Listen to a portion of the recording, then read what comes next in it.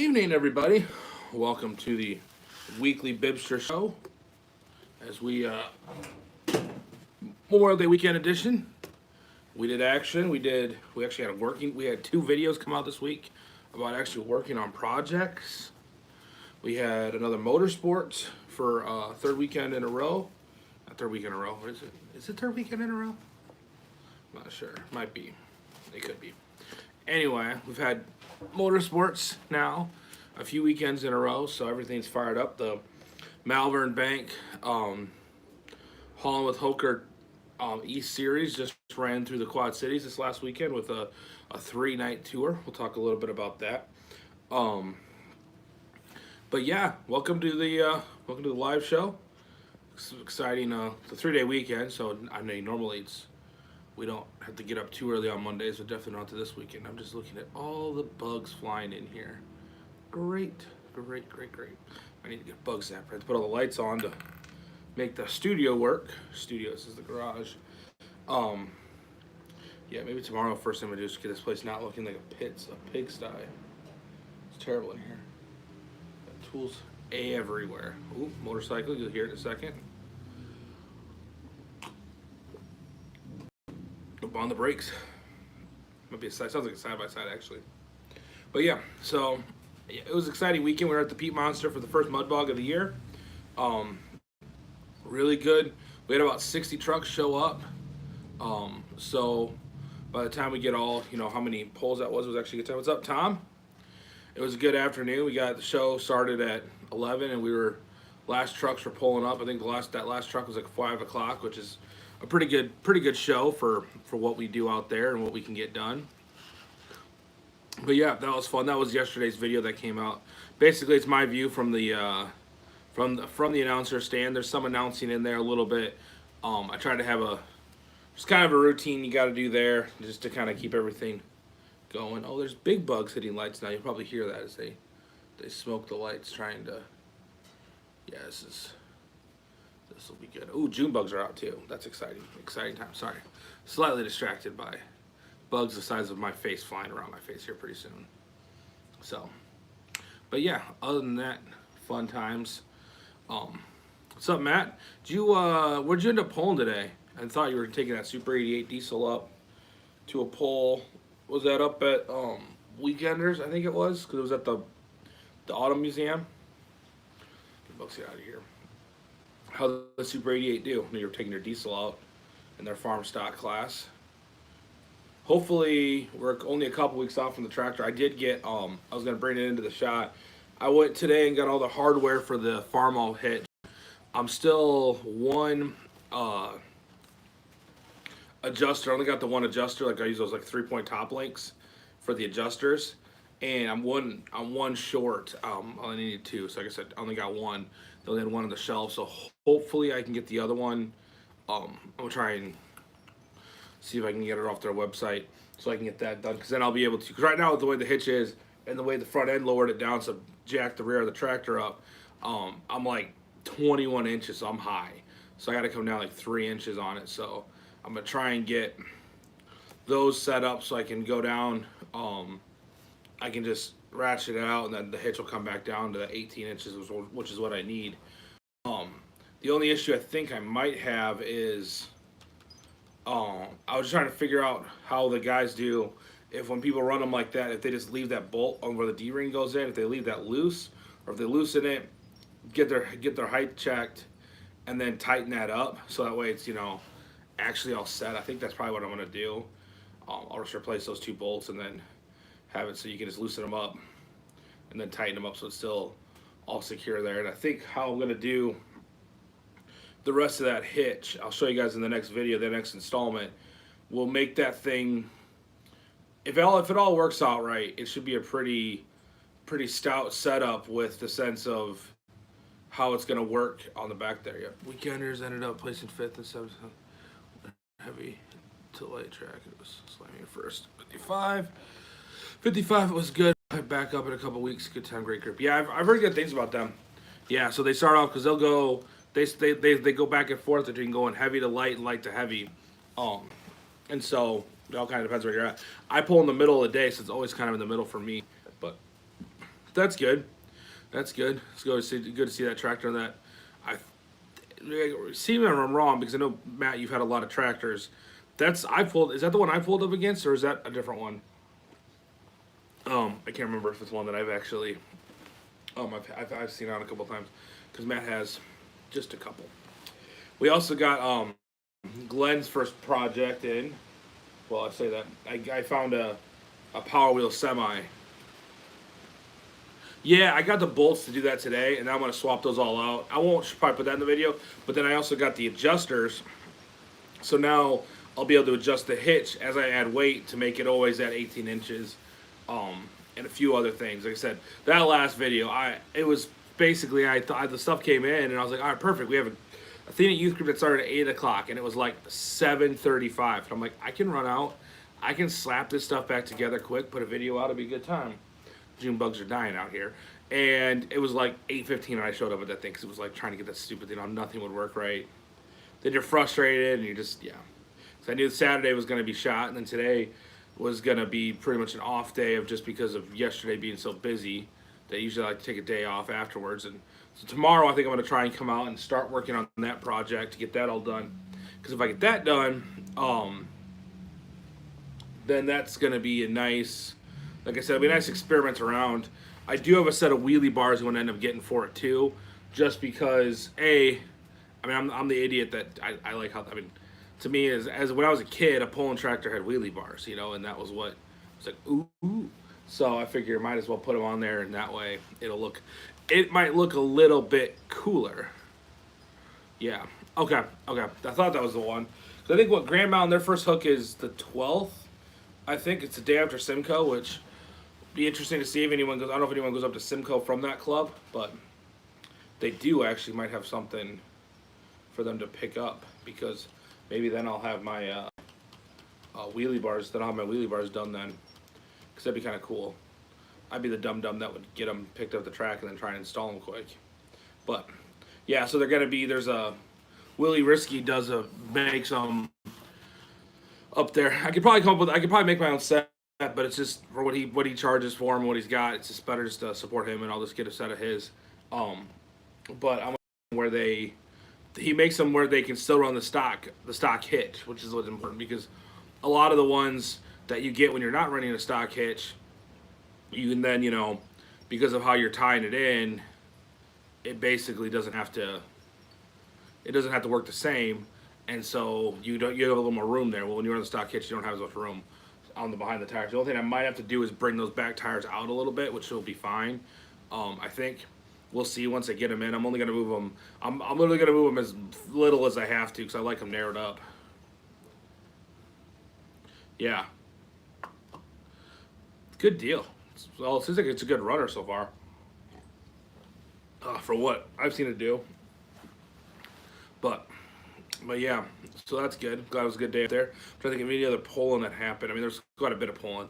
Obviously, there's always a bunch, but yeah. So hopefully, I didn't get to any polls this weekend. We did find out, like I said, still is the plan to weigh this thing up to 7,500 pounds and take it down to Davenport for that big charity pull on the 18th. It is a 6 mile an hour class. I'm not gonna run 6 mile an hour. The end would be really pissed off at that. I don't think I can move the sled if I try to put it in 6 mile an hour gear. But I'll put it down at first and hopefully get the sled on the move and see what it does. It might be a waste of gas money. It might hook up well. We'll see how it does at that kind of weight. But I'm hoping to get this week. The radiator for the Super should be done. Knock on fake wood. I've said that the last 3 videos, I think, but I am pretty sure now is the time it's going to actually get completed. We'll find out. We shall find out. But yeah, other than that, it's good. Nice extended weekend. Obviously, not for the Memorial Day. It's to honor those that sacrificed it all, so that way we can go out and do stupid stuff like play with mud trucks on a Saturday and do other dumb stuff like that we get to do because they sacrifice it all. If you listen to podcasts much, there's a Bill Whittle podcast called The Forgotten American Heroes, and did them last year, and there's like 8 episodes or something. If you just search for that, and any of your podcast players that you listen to. Um, Give it a listen. I think you'll like it. It's pretty interesting. It's pretty interesting stuff. Some of the episodes I got one's about the Doolittle raid and some of the guys there, and there's ones on um, there's a few different things of these stories from Americans that are forgotten, and a lot of them are military guys that sacrificed everything. And so it's just something that if you got some time tomorrow while if you're not working, maybe tune into that and listen to that. It might kind of get you in the right headspace, as I say. But yeah, so that's pretty much the weekend. There's 50,000 bugs in here now, so that's great. Great. But yeah, so next weekend, I don't have any polls. I don't know if there's any polls anywhere. Oh, there's one. I think it's like New Vienna has a poll next Sunday, but I can't go to that. So I'll probably, like I said, I think I won't be doing. Yeah, exactly. I mean, I saw a lot of posts. I'm like, yeah, it's nice to have a 3-day weekend, but it's not while you're getting to do all the fun stuff. It's kind of at least take a second to realize we're getting to do all this because of that. Without their sacrifice, we wouldn't be doing that. So, no matter what war. Yeah. Oh yeah, Tom. There are times these things are smarter than I am, and there's times that I'm like, how does this thing do what it can do? But yeah. So yeah, take a second, and if you got a local lot of if in your town there's a cemetery that has an area for veterans or for those that lost at war, go out there, paint a flag if you haven't done anything. I might thinking about taking the M on a road, getting a flag on it tomorrow and taking it on putts around town. I think that might be kind of cool. We'll see how it goes. Said right now it's blocked in my 14 cars, and so we'll see how it goes. But just something to kind of remember why we have the day off. It's not just 3 days for, it's not just it's the start of summer now. As a lot of people look at it. Memorial Day starting summer and Labor Day finishing summer off. But that's enough. That's probably enough of that. But I'm trying to think on racing wise. So it looked like there was the SMRI Holland with Hoker E Series, which is, or not SMRI, it's the Malvern Banks MLRM. I can't remember the whole acronym for it, but it's basically like an open late model type show, and they ran there Friday night in Davenport. Justin Kai picked up the win. Bone Larson in the B1 was actually in the 99. He ran a late model in Maquoketa last night, and he picked up the win. I think Kai got second in that one. And then it looks like tonight at East Moline, they'd already had the results. I just saw posted, and I think it was Neil was the guy's name that won it from Nebraska. That guy around here, local wise, Spencer Dierks got fourth place. It looked like, I'm trying to think of his name, else local was in the top 5. And then Kai got 5th in that down there, and that was down at the at East Moline. So good finishes there. Ryan Doom has been on a tear in the modifieds around here, so that's been kind of fun to watch. I think he swept the weekend again, Friday, Saturday, Sunday, in his modifieds. So pretty good weekend to be part of that whole crew. That's the guys that they do all the dark side shows and all that stuff. So pretty good weekend there and that for those guys. But yeah, other than that, I'm trying to get Derek went out Friday night in the 9 modified, this guy, and I wasn't able to go because the guy's not. I haven't heard results yet. So I mean, obviously I know because Doom won the race. I know he didn't win, but I have to check back. I haven't checked the results because of being at the mud bog and stuff on Saturday. But we'll see how that goes. If he goes out anywhere this Friday night, we'll probably plan on following along. Hopefully we do go out somewhere. So we'll be doing some more stuff with him.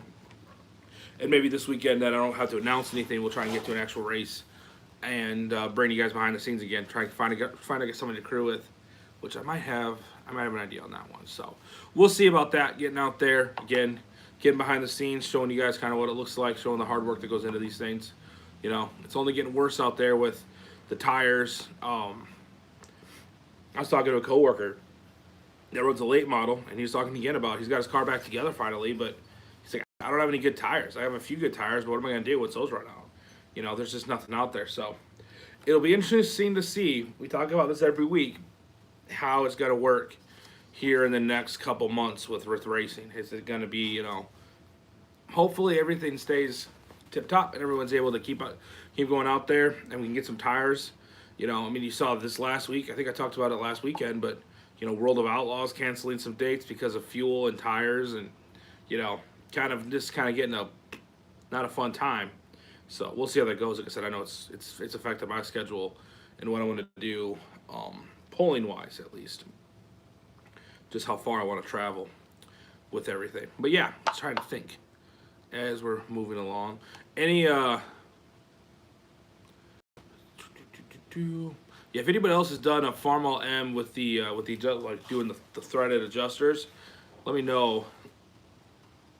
I don't know. I haven't heard anything. I mean, I still haven't been at the tracks, but the problem is any shops that I've talked to or heard about, whenever they get orders in, they're gone right away. So we're still at that stage of the supplies where even when they can get them in, they're immediately all sold or all picked up within not that long. And again, it's the other issue we're now having is it's in the same way as any product that we've been going through in the last 3 years now of product shortage is once there is a product shortage, then even if you don't need it, you're like, well, I want to buy. I need it. If I see it in a store, I need to get it because I might not be able to get it again. So then it makes it even worse because then when it's back in stock, it gets sold out immediately again. I mean, it takes so long for that to get caught back up.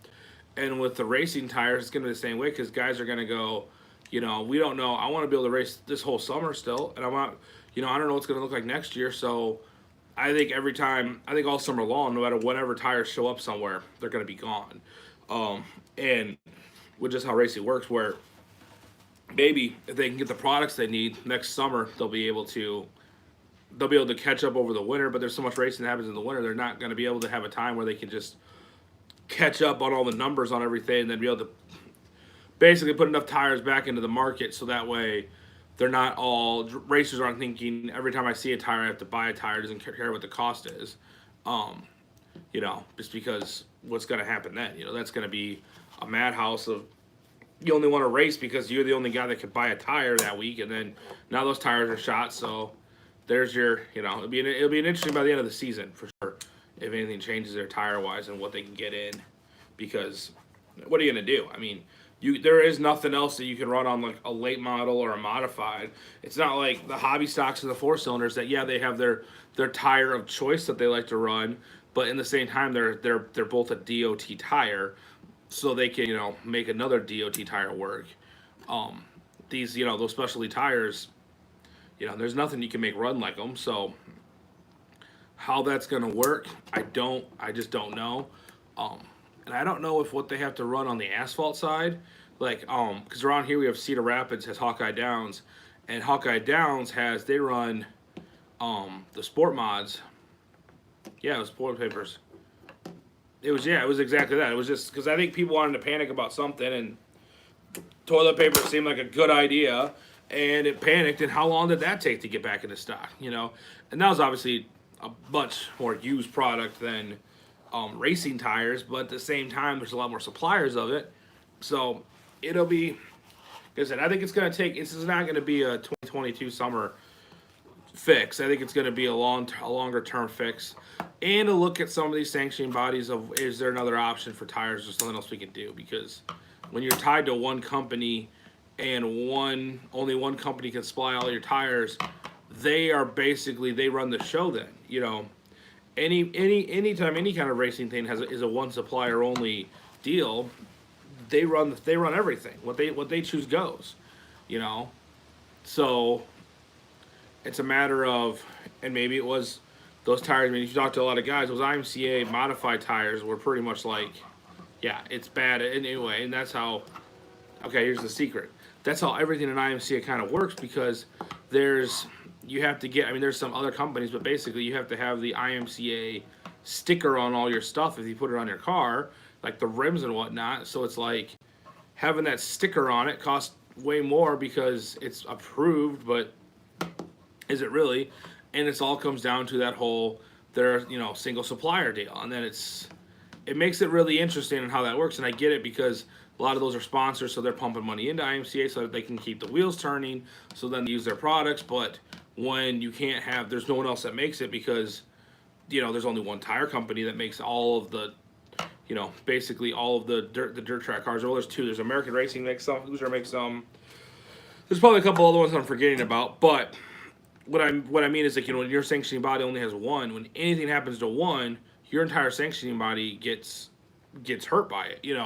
I think across the board this year they're going to see numbers down, obviously, and yeah, and so I think when you require only a certain thing, and there's only there's only one company that makes it, you're relying on them, and then they basically hold all the cards. And I think now we're seeing that where it's like, and Hoosier, they don't just make dirt track tires. They make tires for ARCA. They make all sorts of different tires. And so, yeah, it's a single point of failure. You have one company that can dictate everything, and there's multiple. That's the problem with it, is there's multiple companies that can't. Same thing with look at, if you say we'll stick in IMCA racing with crate motors. The 602s last year that were getting made for like 3 months were junk. There was something about a front seal tolerance was bad. They'd blow the front seal out, lose oil pressure, junk the motor. There's only one company you can get a 602 crate from. It's GM. So GM puts a thing out like, yep, these motors are bad. There's no recalls on them. It's a race motor. There's no warranty on them. It's a matter of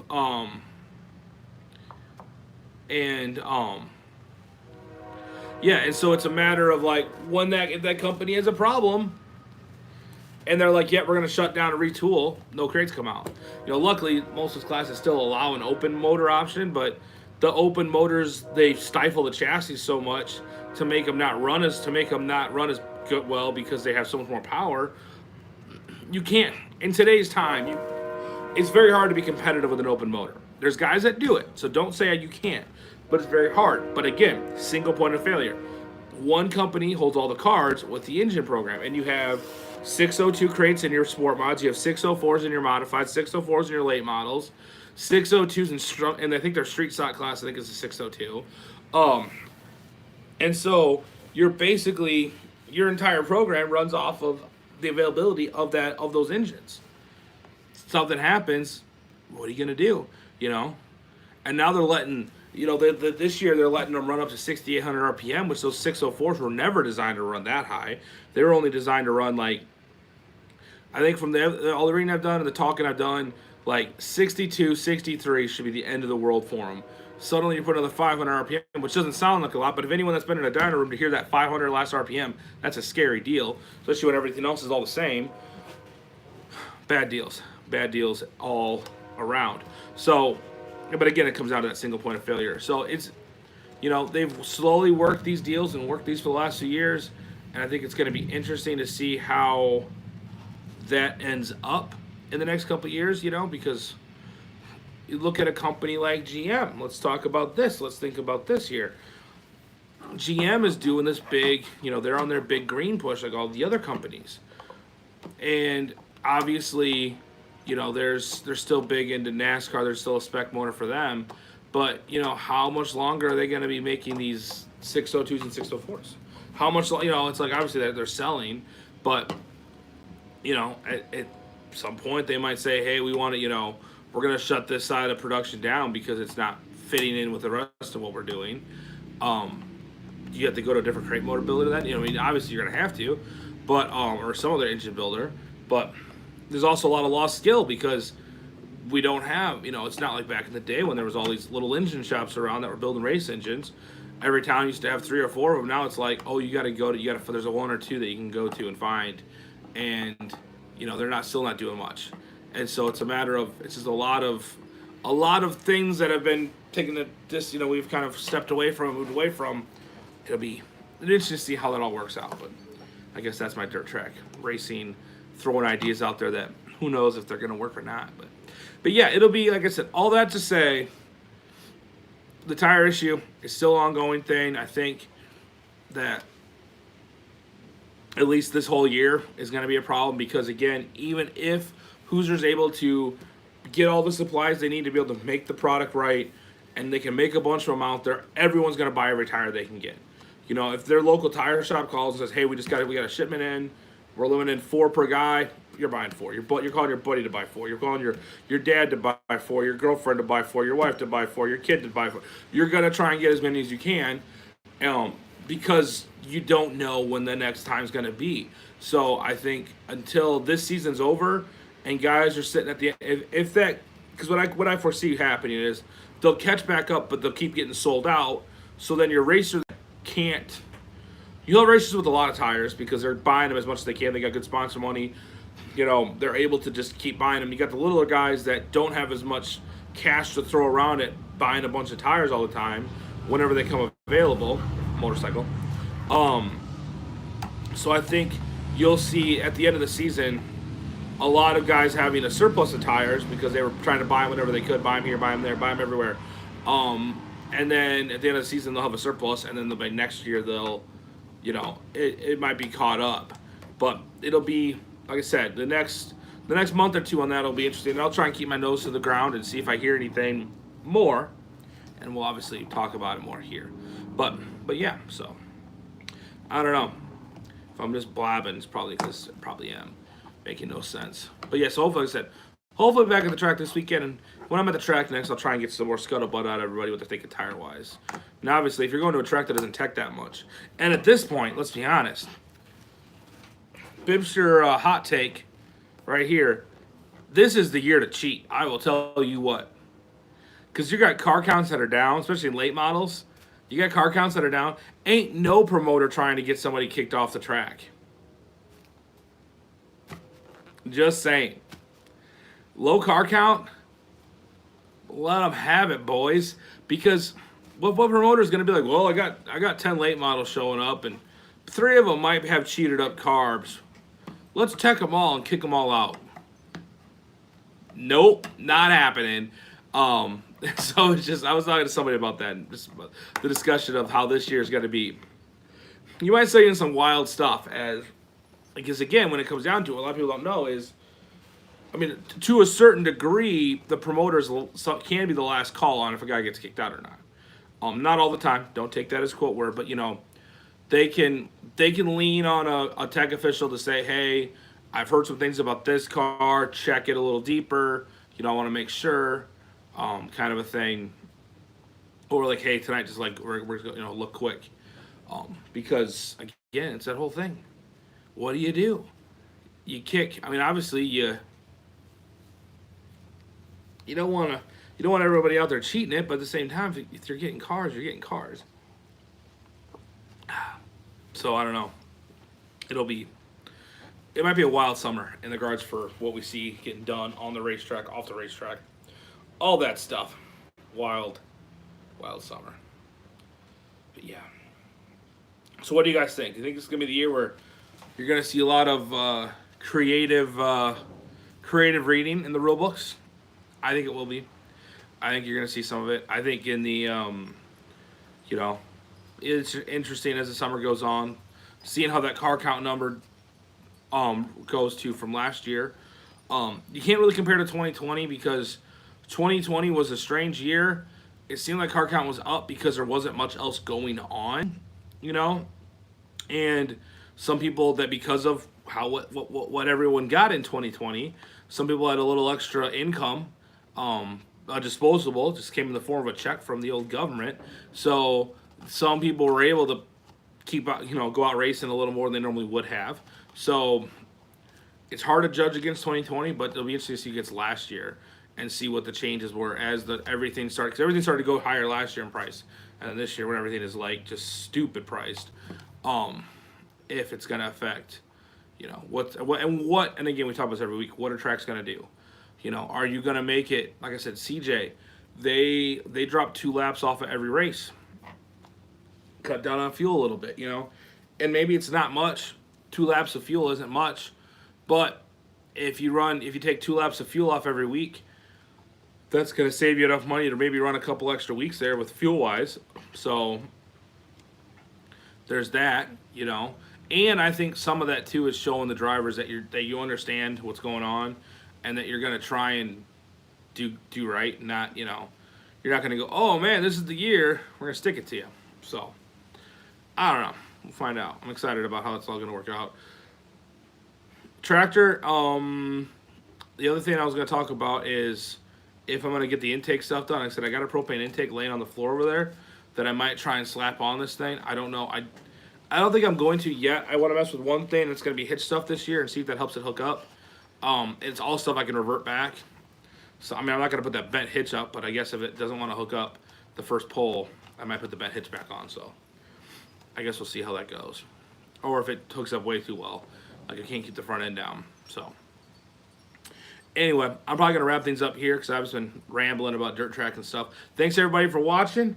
We'll see you next week, 9:30-ish, 9:35. Depends on how long it takes me to get connected to the internet and all that stuff. We'll see you on the next one.